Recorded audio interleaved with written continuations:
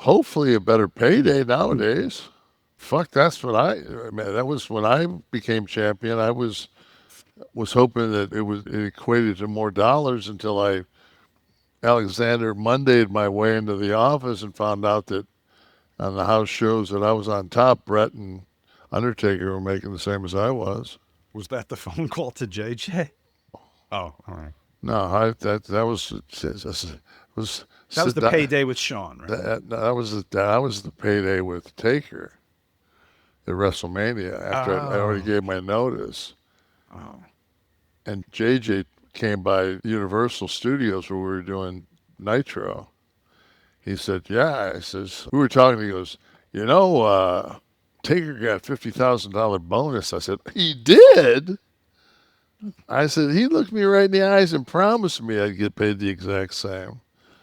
So I just held that for a couple of years, and then when it was time for us to come back, and I said, No, I "Right." think I'm thinking of the one when for some reason I thought it was Sean on a pay-per-view. Found out what he made, No, that was and he's Survivor they're Series. talking. Yeah, Yeah. we said to Sean, we said, "What'd you make?" He said, 75.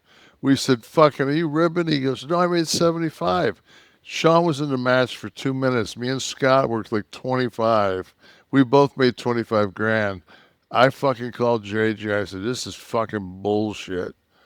I said, "I won't be on the next plane." And Vince worked like he didn't know, right? No, but, hey, Big D!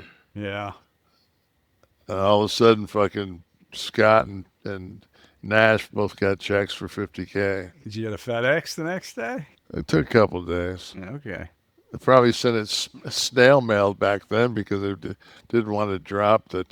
The extra money that's Yeah, they probably extracted it. It was probably 49,000 and change. will show him. Put a stamp on it. Tell them that we don't just FedEx for free around here. Mike M. I love that Kevin stood up for Taker for putting his podcast under the WWE banner. Whether you like it or not, the wrestling business is about making money first, then friends. I don't know, Kev, if you're a money first, then friends. You had some good friends while you were making money. You had the friends before you were making the money. Yeah, I'm but sure. the old saying is it's called show business, not show friends. Right. So put it this way, Kevin Nash would have never gotten into a ring. Now you're gonna, to break in, you have to do that. But that first night that I went to Clash of Champions in North Carolina and walked to the ring and had our match and walked back, if I would not have got paid at the end of that week, you would never see me again. So All right. Very good. Edgar Watson, does training against your own body weight without lifting work to build muscle, or is it more useful for toning? That's like isometrics, is he talking about? say if you're doing push-ups Yeah. and you weigh 200 pounds, your body, if you do 3 sets of 20, your body will eventually get used to doing 3 sets of 20. And because you're not doing anything progressive, then it'll stagnate. You'll just kind of stay where you're at. I mean, I've seen guys that do dips and push-ups and pull-ups in prison and have incredible bodies because you can always add. You can Do a start 100 by of them if you want. yeah, hundreds, yeah, but it's nobody has that kind of time unless you're doing time. Right. So it's just easier. And ironically, Jelly Roll waited till he got out to do the training.